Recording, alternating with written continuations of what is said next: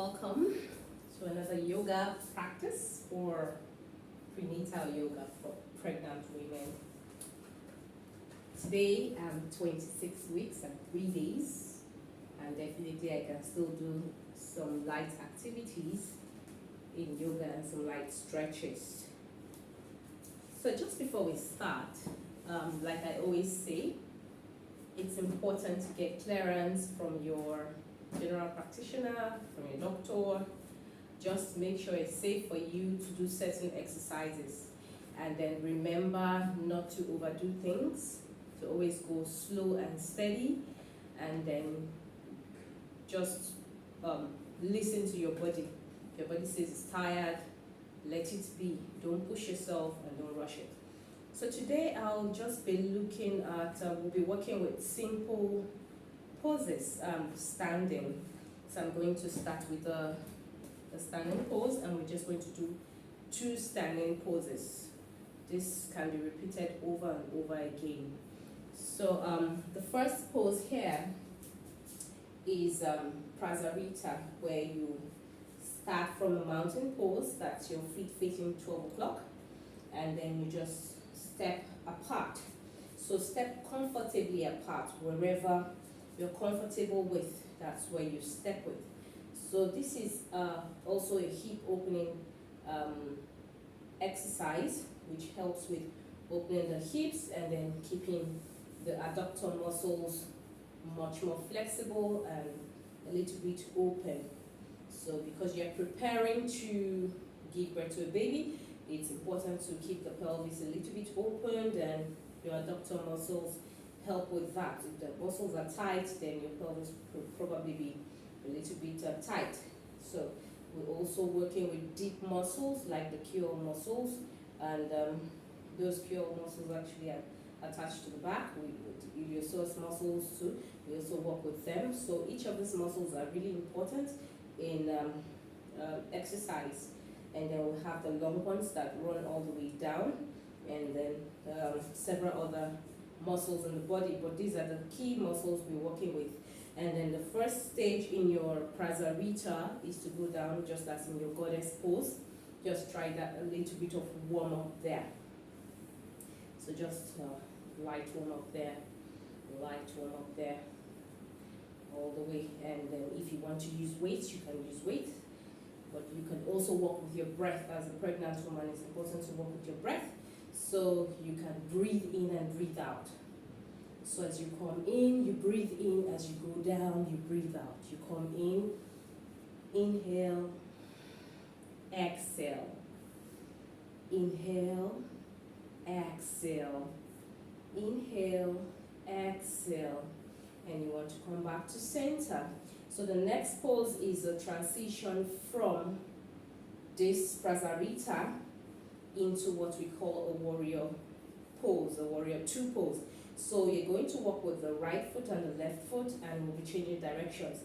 So to walk with the right foot, I'm going to just turn the right foot out towards from where I'm standing. It's going to be 3 o'clock.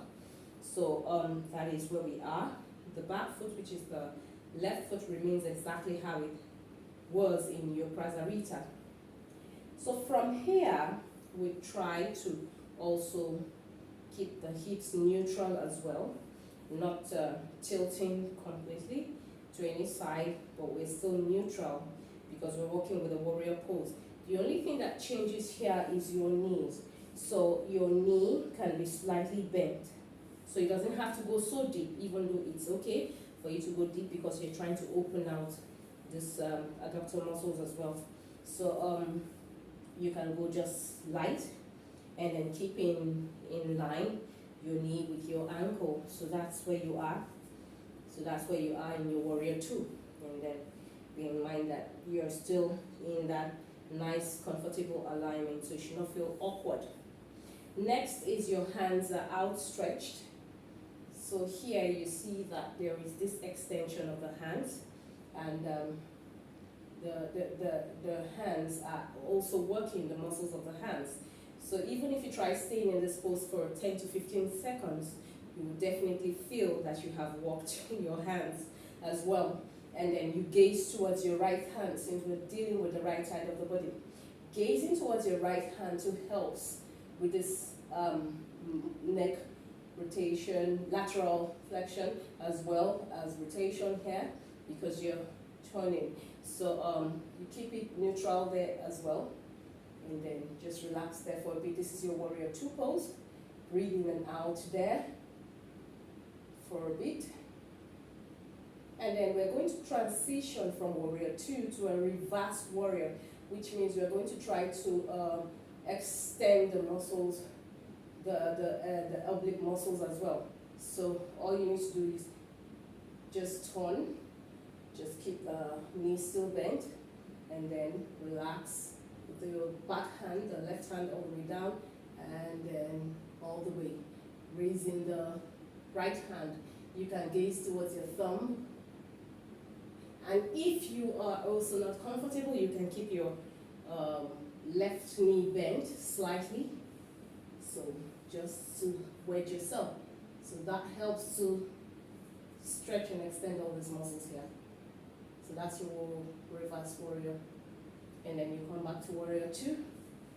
Turn the right foot back to Prasarita, which is 12 o'clock. And then you move to your left foot, where your left foot is also facing. 9 o'clock on my side. So the same thing applies here. Get your hip and your pelvis comfortable. Slightly bend the knee.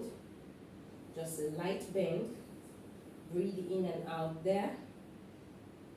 Look at yourself.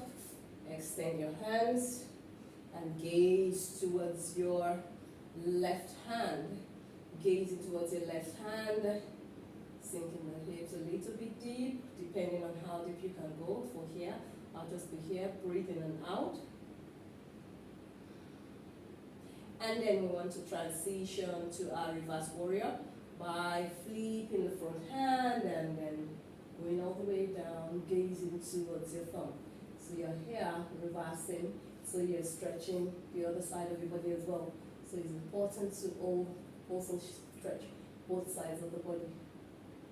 Just take a few breaths there, breathing in and out, and then return to your warrior two. And come back to Prasarita. Breathe in and out, and then you can end with a goddess pose like we did initially. Walking with your breath. Inhale, exhale, inhale, exhale, inhale, and exhale.